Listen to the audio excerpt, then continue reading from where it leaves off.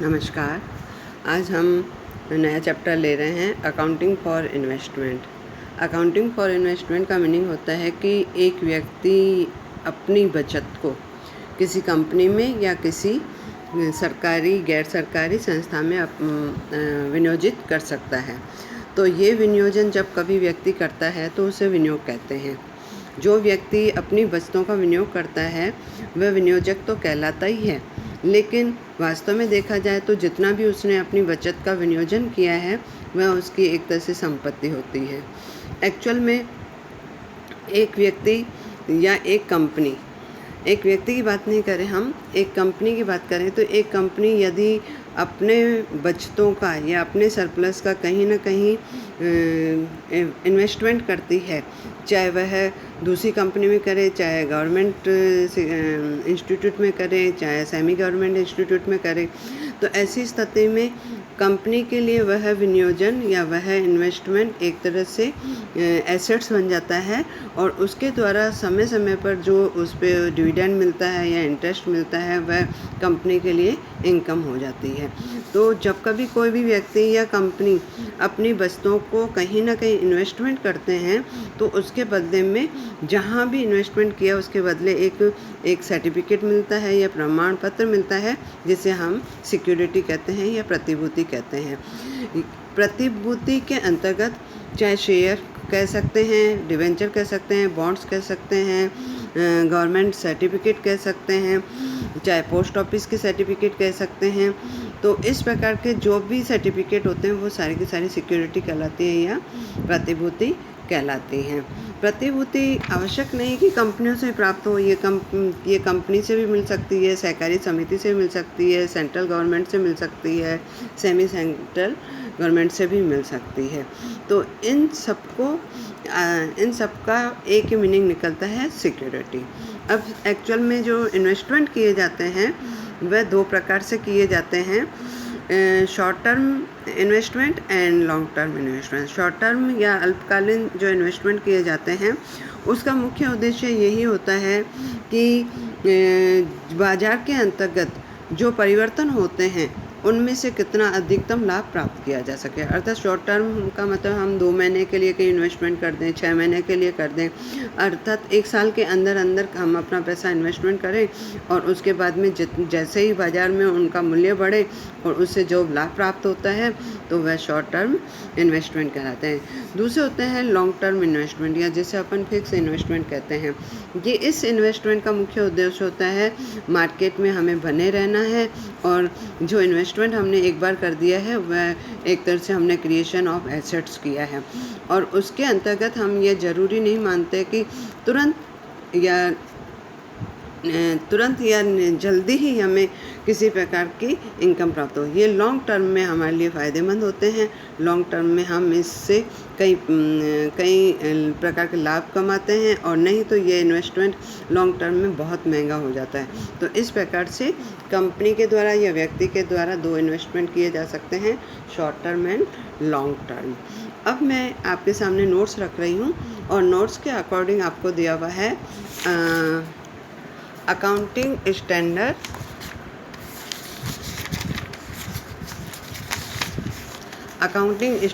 13 dash accounting for investment. अर्थात accounting standard जो 13 है उसमें आपको क्या दिया हुआ है, उसके अंतर्गत जो दिए हुए हैं वह उसमें मुख्य रूप से डेफिनेशंस दी हुई हैं। डेफिनेशन का सबसे पहले आपको दे रहा है कि what is the meaning of the investment. तो ये दिया हुआ है, investment are assets held by an enterprise for earning income by way of dividend, interest and rentals और for capital appreciation or for other benefit to investing enterprises. Assets held as stock in trade are not investment. कहने का meaning है कि ये आपको कह रहा है कि इन्वेस्टमेंट एक तरह से कंपनी के लिए एसेट्स है, वह हमें डिविडेंड के रूप में, इंटरेस्ट के रूप में या किराए के रूप में हमें किसी न किसी प्रकार की आय प्राप्त करवाता है और ये हमारे कैपिटल को बढ़ाता है। और यदि हम इस प्रकार का बिजनेस ही करते हैं, इन्वेस्टमेंट करने का अर्थात सिक्योरिटी सेल करने का, परचेज करने का, तो ऐसी कंडीशन में स्टॉक इन ट्रेड जो होता है वह इन्वेस्टमेंट नहीं कहलाता है। इसी प्रकार से नेक्स्ट दिया हुआ है heading a current investment. A current investment an investment that by the nature readily realizable and intend to be held for not more than 1 year। अभी मैंने थोड़ी देर पहले बताया था करेंट इन्वेस्टमेंट माना शॉर्ट टर्म इन्वेस्टमेंट जो कि 1 साल से ज़्यादा नहीं हो सकता है और उसमें हम अधिक से अधिक तुरंत प्रभाव से कुछ लाभ कमाना चाहते हैं। नेक्स्ट दे रहा है a long term investment. Long term investment जो करंट नहीं है। नेक्स्ट आपको दे रहा है what is the fair value? Fair value is the amount of which an assets could be exchanged between the knowledgeable willing buyer and knowledgeable willing seller in the arm length transaction। मानो कहने का मतलब है कि खरीदार और बेचने वाला दोनों के बीच में एक जो समझौता होता है उसके अंतर्गत जब हम वस्तु को खरीदते या बेचते हैं तो उसे हम फेयर वैल्यू कहते हैं। Market value is the next दे रहा है market value. Market value is the amount obtained from the sale of investment in the open market. Open market के अंतर्गत यदि हम कोई इन्वेस्टमेंट खरीदते हैं या बेचते हैं तो उस समय बाज़ार में उसका क्या मूल्य है जिससे हम उसको अपने निकाल सकें या बेच सकें, तो उसे हम मार्केट वैल्यू कहेंगे। अगला पेज फिर मैंने आपके सामने रख रही हूँ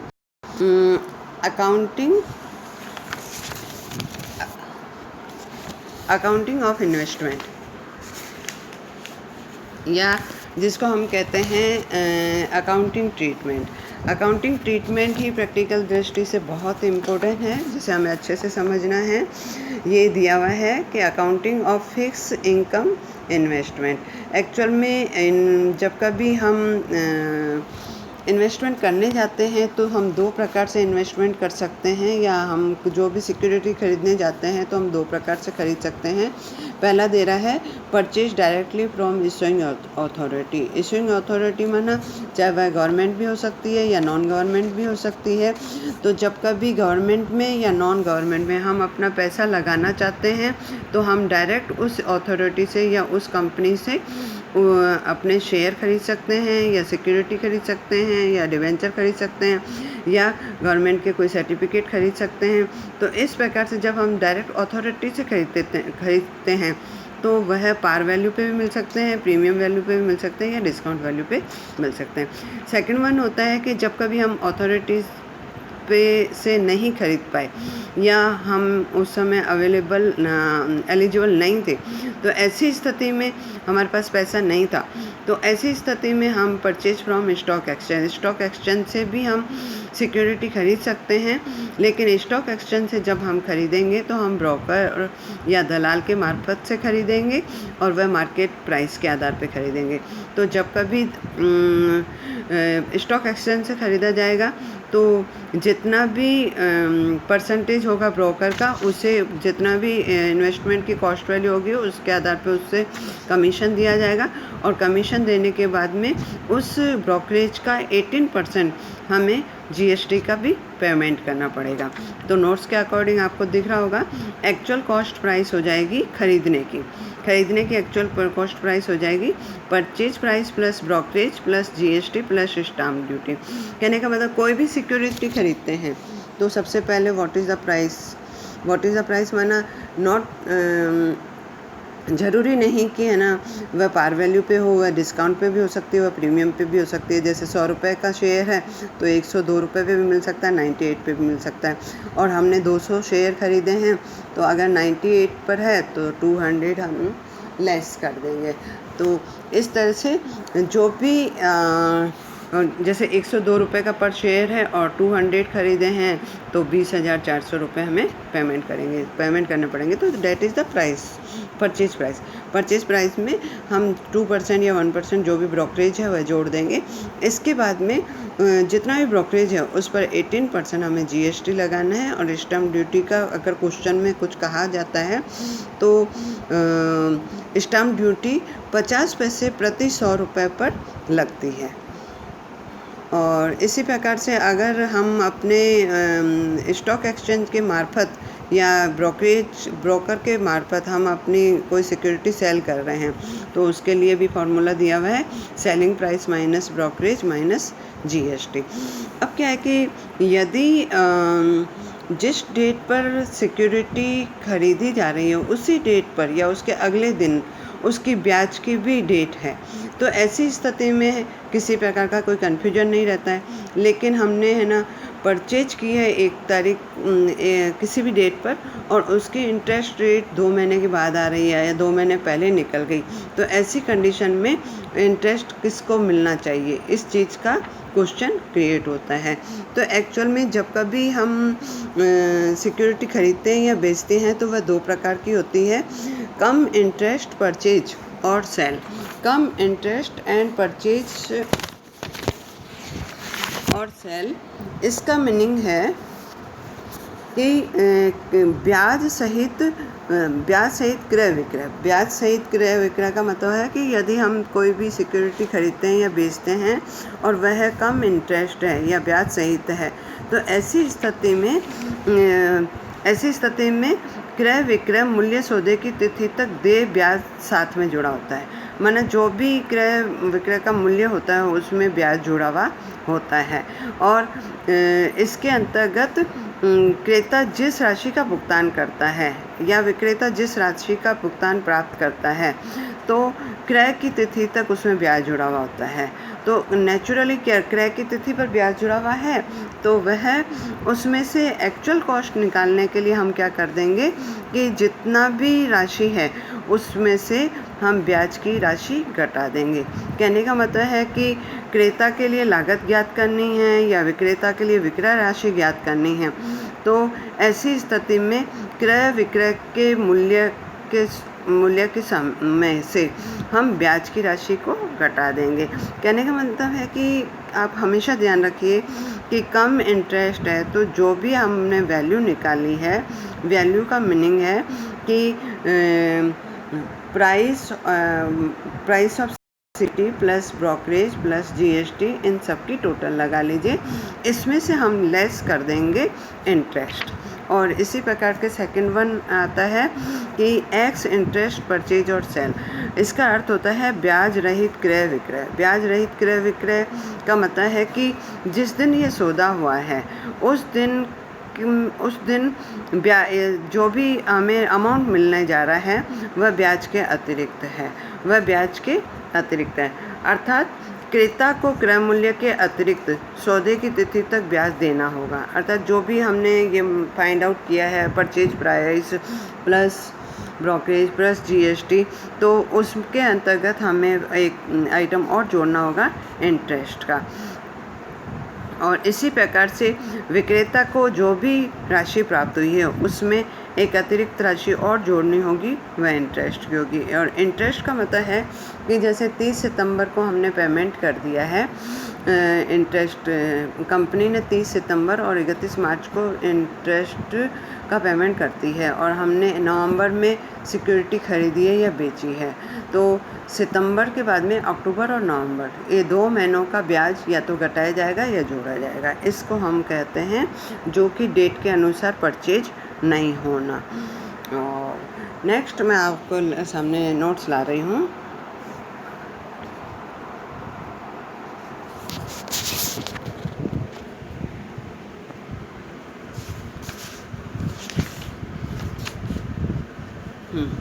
accounting in the books of buyer. एक जो इन्वेस्टमेंट खरीदता है या ख़रीदार है उसकी बुक में क्या क्या एंट्रीज होंगी। ऑल ऑफ फर्स्ट एंट्री है on the date of purchase of investment. Investment जब ख़रीदा जाएगा तो ऐसी स्थिति में जो उसके पास एक तरह से इन्वेस्टमेंट आ रहा है और उसके बदले में वह बैंक दे रहा है, तो जो अमाउंट और जाएगा वह investment account debit, interest account debit to bank, क्योंकि उसको इंटरेस्ट भी देना है, क्योंकि पहले एंट्री में जैसे हम कह रहे हैं इन्वेस्टमेंट अकाउंट डेबिट, तो वह एक्चुअल कॉस्ट हो जाएगी। इंटरेस्ट अकाउंट डेबिट में accrual interest up to date of the purchase, जो भी परचेज की डेट तक इंटरेस्ट बना है। टू बैंक, जैसे मैंने अभी थोड़ी देर पहले बताया था, सितंबर और नवंबर की बात करें तो नवंबर में अगर हमने ये परचेज किया है तो हमें 2 महीने का जो इंटरेस्ट देना पड़ेगा वह डेबिट करना पड़ेगा, क्योंकि परचेजर के लिए ये इंटरेस्ट भी एक खर्चा है। तो पहली एंट्री हो जाएगी interest, investment account debit, interest account debit to bank.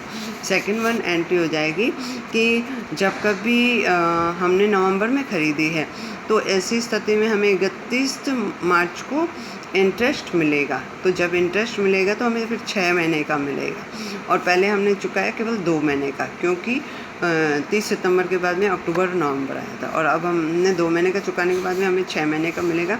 तो इंटरेस्ट की एंट्री हो जाएगी bank account debit to interest. और वर्ष के अंत में हम जो इंटरेस्ट है वह P&L के अंतर्गत ट्रांसफ़र करेंगे और परचेजर कर देगा, क्योंकि इंटरेस्ट उसके लिए फ़ायदा है।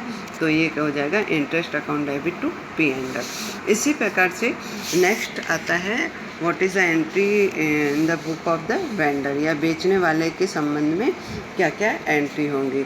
तो जब कभी वह सिक्योरिटी सेल करेगा तो नेचुरली उसके पास बैंक आएगा, उसके बदले में वह सिक्योरिटी देगा, तो एंट्री हो जाएगी bank account debit to security या इन्वेस्टमेंट। और टू इंटरेस्ट माना वही बात हो गई कि सितंबर टू नवंबर, तो इसको जो amount of interest accrued up to date of transaction, जो 2 महीने का ब्याज होगा वह उसके लिए फ़ायदा होगा। फिर वर्ष के अंत में केवल वह ये उसके बाद में उसके पास सिक्योरिटी नहीं है तो उसके लिए दूसरी कोई इंटरेस्ट की एंट्री नहीं होगी, तो उसके लिए केवल एक ही एंट्री होगी। और एंड ऑफ द ईयर अगर उसके द्वारा जितनी भी सिक्योरिटी बेची गई है और उसमें किसी प्रकार का प्रॉफिट हो रहा है तो प्रॉफिट करेगा particular investment account debit to P&L, और किसी प्रकार का लॉस हो रहा है तो P&L account debit to particular investment. और इसके बाद में एक्चुअल में कुछ इंटरेस्ट मिला और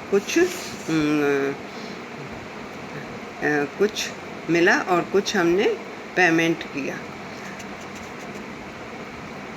ओके, इसके बाद में ये एंट्री हो जाती है। और इसके एंट्रीज के बाद में एक बात और बताऊंगी आपको, एक मिनट।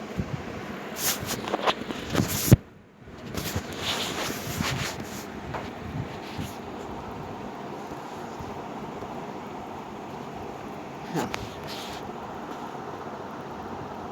ये है हेडिंग डाला हुआ है फॉर्मेट फॉर कैलकुलेशन परचेज और सेल ऑफ सिक्योरिटी। इसमें आप देखेंगे कम इंटरेस्ट में फर्स्ट दे रहा है कम इंटरेस्ट परचेज। तो इसमें हम फॉर्मेट जो बनाएंगे उससे आपको एंट्री करने में भी आसानी रहेगी और कैलकुलेशन भी इजीली हो जाएगा। परचेज प्राइस, फिर add brokerage, add GST, add the 18% on brokerage, तो ये एक्चुअल पेमेंट हो जाएगा। एक्चुअल पेमेंट में से लेस करना है interest up to date of the transaction, तो आपकी आ जाएगी कॉस्ट ऑफ सिक्योरिटी। तो जैसे हमने पहली एंट्री की थी कॉस्ट ऑफ सिक्योरिटी, तो परचेजर की पहली एंट्री थी particular investment account debit, particular investment account debit में कॉस्ट ऑफ सिक्योरिटी आ जाएगी। फिर इंटरेस्ट जो है जो हमने घटाया है ऊपर में एक्चुअल पेमेंट में से, तो वह आ जाएगा। और टू बैंक जो है उसके स्थान पे एक्चुअल पेमेंट वाली राशि आ जाएगी। इसी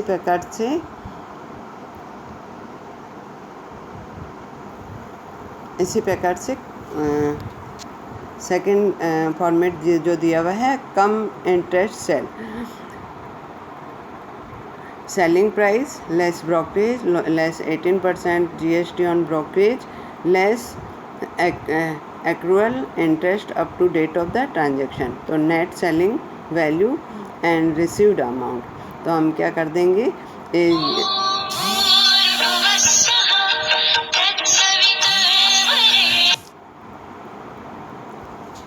चलो नहीं तो फॉर्मेट मैं कल बताती हूँ। ओके, कल अच्छे से समझाएंगे आपको फॉर्मेट।